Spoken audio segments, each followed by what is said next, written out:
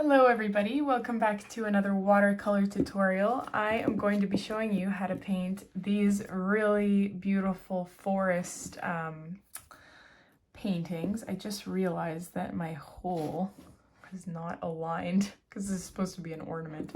Anyways, I'm going to show you how to paint this. Again, like my previous couple of videos, I'm painting them on wood slices simply because I have to get through them because I'm preparing for markets.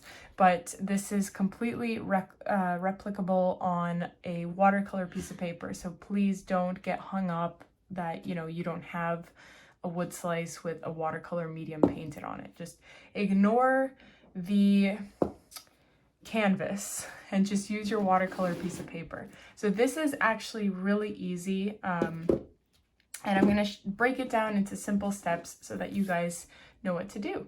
So I'm going to just do a little close-up here so you can have a nice close-up view of what I am doing. So we're going to be primarily working with green today,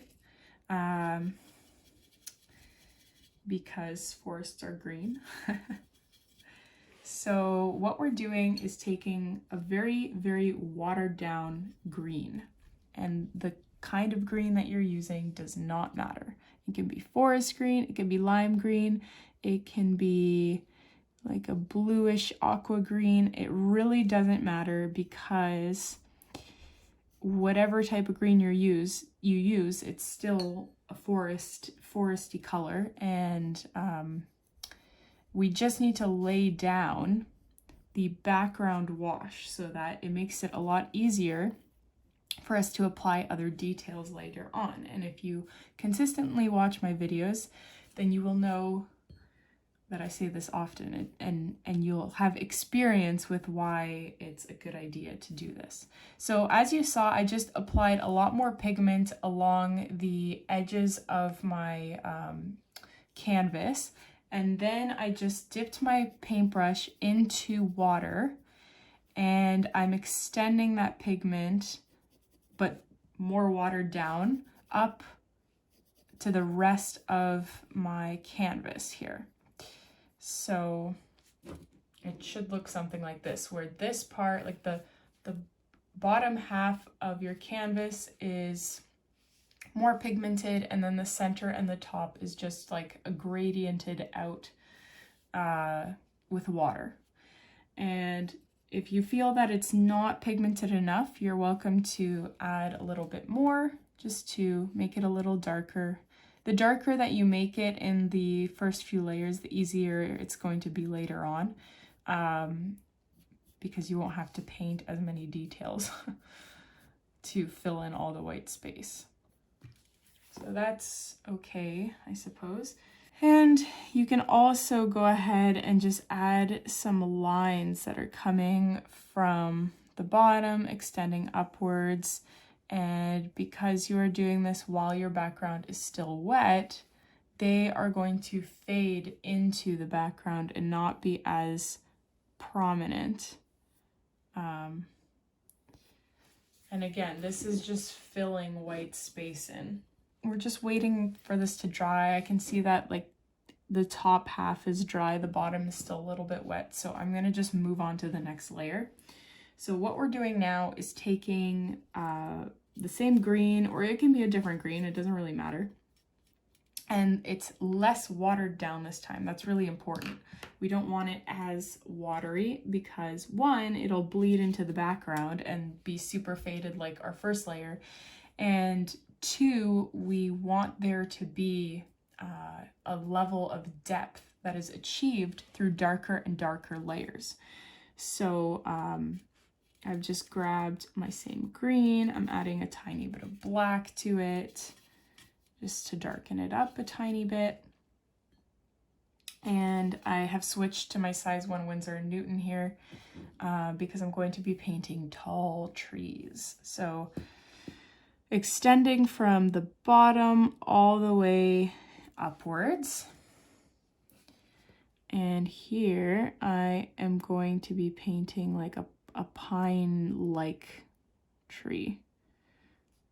So you can choose to do whatever you want. Like I've painted probably 8 of these this particular design.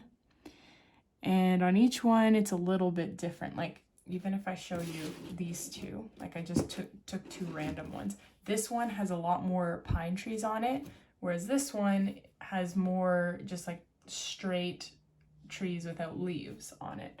So you can just make it your own. Like, you can do whatever you'd like with it. Obviously, the pine trees are a little bit more time consuming because you have to do all these little individual details. And this is, if you haven't seen my video where I go over 4 techniques how to paint pine trees, one of those techniques, I think it's the last one, is this particular kind of pine tree. And it's really good for foreground painting simply because it has a lot of negative space. I think that's what it's called. Where, you know, you can see through it because the details are so thin and spread out that you can see the details in the background. So it's great to paint in the foreground if you want a little bit of extra detail in the foreground, but it doesn't take away from your details in the background. So that's a great option. Even though this is not going to be in the foreground, this is going to definitely be faded in the background. It's just an option for you there. So the other thing I'm doing along with painting this tree is I'm going over the kind of portion that we wanted to darken in the beginning, because it just looks more dramatic when it looks like this. And again, I'll show you the two in a second. Here I'm putting my paintbrush in water. I'm taking that extra pigment off, and then I'm trying to blend this into the background so it doesn't look super harsh. So here you can see this one has a very dark foreground, and I love that dramatic look. This one is a little bit lighter. It's still beautiful in its own respect, but I really do like the darkened background. That's my preference. So anyways, continuing on here, I'm happy with that. I'm going to paint another pine tree over here. This one, I'm not gonna care as much about the, you know, tiny individual details. This is just going to be a much more just whatever pine tree. So I've switched to my bigger brush here.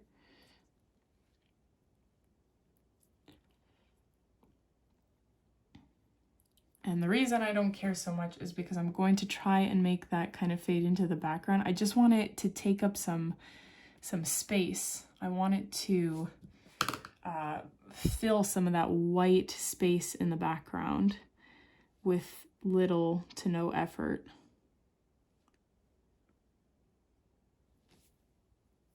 I'm just adding some finer details to it after the fact because it looked a little bit too blobby for me.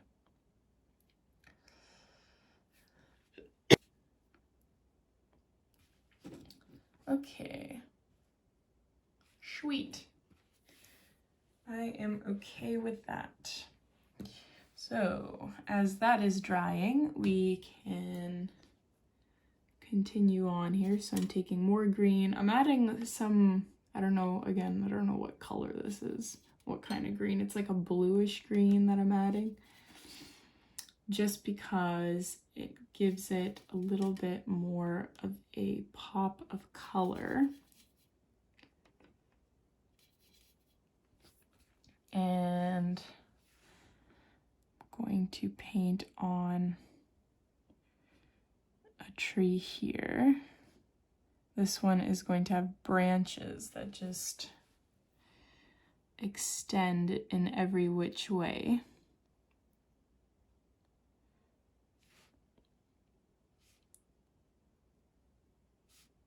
Ooh, I like how that is turning out.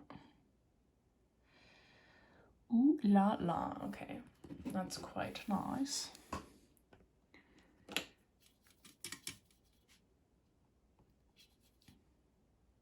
And I'm going to do something kind of similar on this side. Oh, maybe not.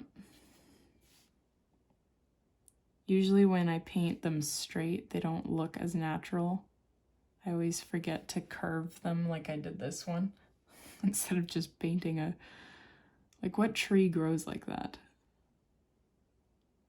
Julia's mystical trees grow like that, I guess.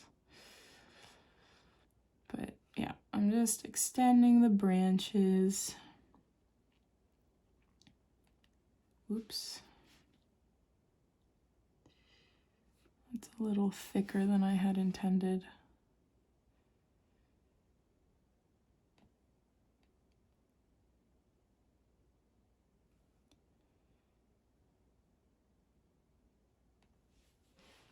Okay, that's good.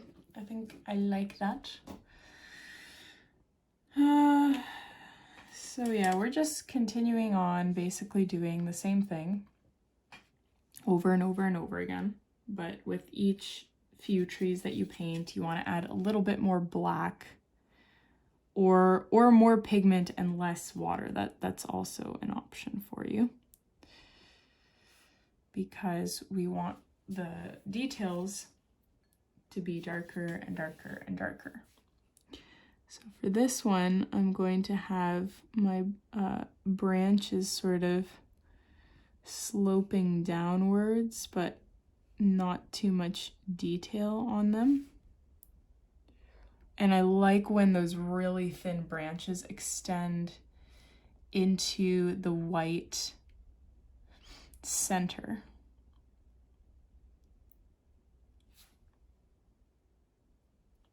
Like so. And I'm gonna add even more black and paint another one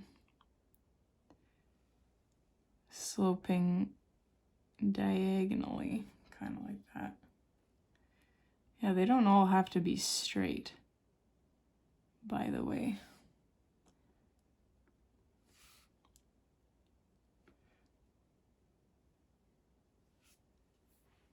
Okay.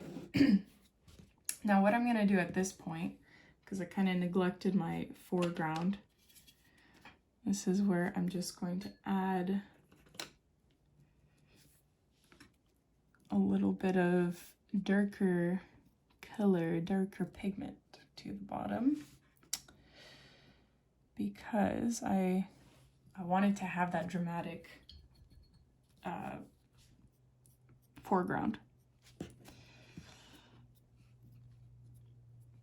And you can either try to blend it out, which I'm kind of sick of doing. So instead I'm just flicking it out and making it look like vegetation.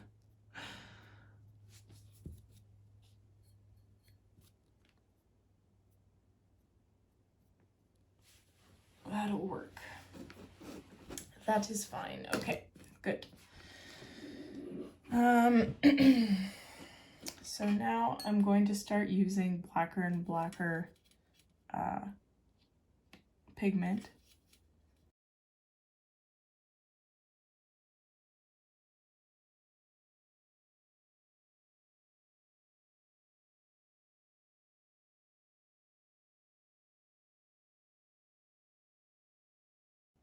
So I am going to paint some more vegetation coming from the bottom here.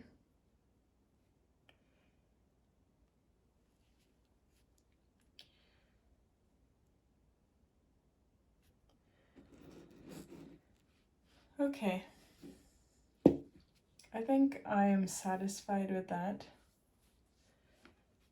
I have this tree really ruined things for me because it's facing just totally the wrong direction, but it works. So here's what it looks like in comparison to the other three. I hope you guys enjoyed this tutorial. If you did, please don't forget to subscribe to my channel, hit like on this video, and I'll see you in the next one.